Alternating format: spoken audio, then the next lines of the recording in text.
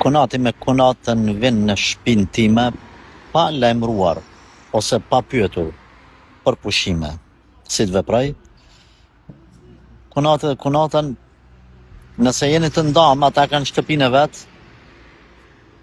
Atëherë ti ke drejt me ju thonë aty, ju lutem kur dëni më ardh me më lajmëru se a jam në shtëpia jo edhe a ka mundësi t'ju pres apo jo. Parimisht ti nuk e ke obligim me i prit ata një javë ditë me nejtë ose 10 ditë ose 2 javë kur vin prej pushimeve nga jashtë shtetit. Edhe pse na në aspektin fetar këshilloj me pas mirë kuptim, tolerancë, me respektu të gjithë njerëzit, po jo deri në atë mos se ata me mendu shtëpinë tënde si një hotel, kur dojnë marrë, kur dojnë me shku, mos me pyet, me mendu se ti e ke obligim me i rujt ose me i prit ata.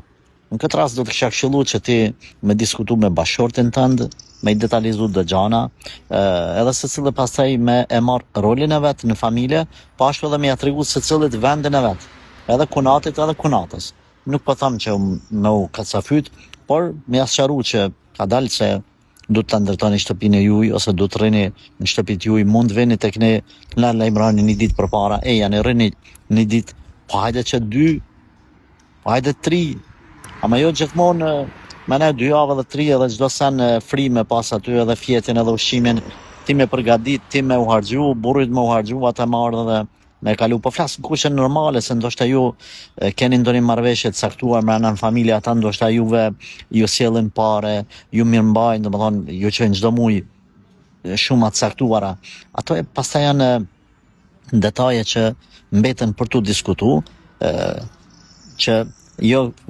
kjo pyetja ose përgjigjja ime më keq përdor pastaj kundër tyne,